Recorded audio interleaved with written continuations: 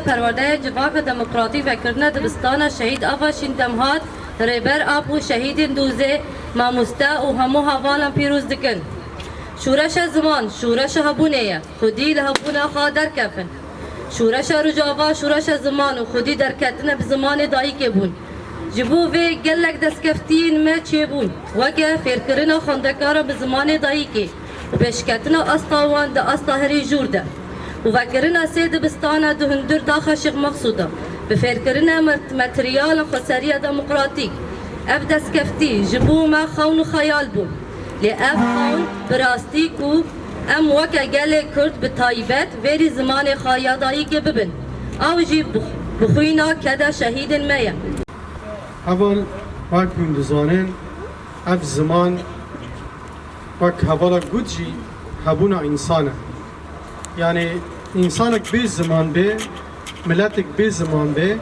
نممکنه کانه به ریا خو راست پیک بینه و بسیری گینه نممکنه کانه به خو دیروکا خوشی ناس بکه جبر ویجی اف دولت داگر کرد سر کردستانه پر بگرانی و بهویتی به سر زمان کردی دهاتر خیره خواستن انو هونا دزانن دوی آسته دانه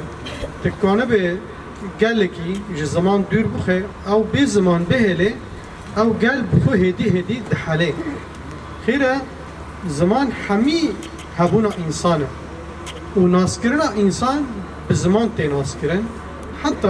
دیرو که داجی چپا پیشکتن شارستانی حضارت چه بینشی دمی زمان تین بر هف زمان گلا و زمان نا پیشکتن نو چه دبر تشت نو درد کفن سر ارده جبر و اف دولت داگر کرد خواستن دجیه توری اساسی دا گل کرد تنه بکن و گل کرد بیناس نمه بیرن او زمان بخو هویه مایه